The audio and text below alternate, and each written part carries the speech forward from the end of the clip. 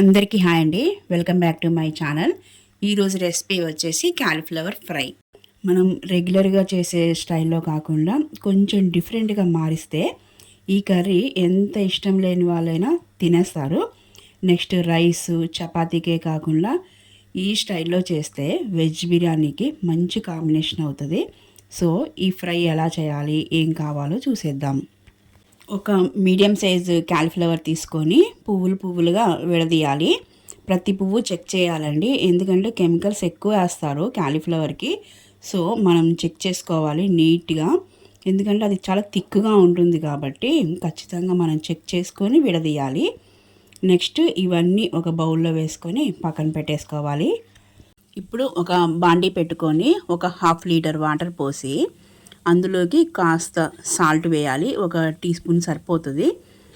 వేసి ఈ వాటర్ అన్నీ మరిగించాలి. మూత పెట్టి మరగడం స్టార్ట్ అయిన తర్వాత ఇప్పుడు ఈ వాటర్లో మనం రెడీ చేసి పెట్టుకున్న క్యాలీఫ్లవర్ పువ్వులన్నీ వేసేయాలి.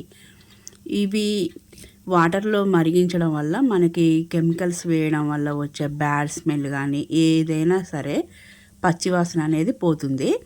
సో ఖచ్చితంగా ఇలా మనం బాయిల్ చేయాల్సిందే క్యాలీఫ్లవర్ని.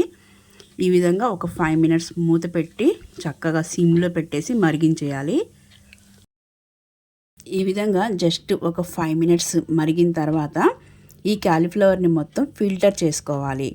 తర్వాత వీటిని ఒక 5 మినిట్స్ అలా ఉంచితే చల్లారిపోతాయి. ఇప్పుడు వీటిని ఒక బౌల్లోకి ట్రాన్స్ఫర్ చేసుకొని నెక్స్ట్ మసాలా కలిపేద్దాం. 2 టేబుల్ స్పూన్ల పెరుగు, 1 టేబుల్ స్పూన్ అల్లం వెల్లుల్లి పేస్ట్, 1 టీ స్పూన్ కారం, 1 టీ స్పూన్ ధనియా powder, 1/2 teaspoon garam masala, 1/2 teaspoon pepper powder, 1 pinch పసుపు, సాల్ట్ సరిపడా వేసుకొని ఇవన్నీ చక్కగా మిక్స్ చేయాలి. బాగా మిక్స్ చేసి ఒక 30 మినిట్స్ మూత పెట్టి పక్కన పెట్టేసుకోవాలి. అప్పుడు ఇవన్నీ మ్యారినేట్ అవుతాయి. ఇప్పుడు ఒక పాన్ పెట్టుకొని అది వేడెక్కిన తర్వాత 2 టేబుల్ స్పూన్ ఆయిల్ వేసుకోవాలి. ఈ ఆయిల్ కూడా వేడెక్కిన తర్వాత 1/2 టీ స్పూన్ సోంపు వేయాలి.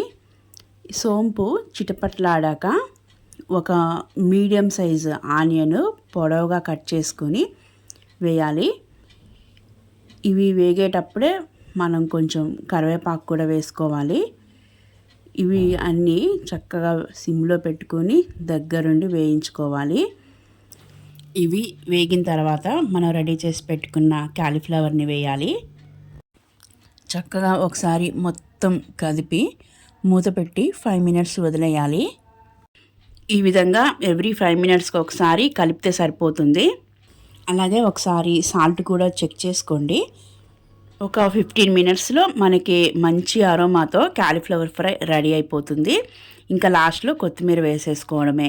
చూసారు కదా ఎంత ఈజీగా క్యాలీఫ్లవర్ ఫ్రై చేసుకోవచ్చో. వెజ్ బిర్యానీకి చాలా చాలా బాగుంటుంది.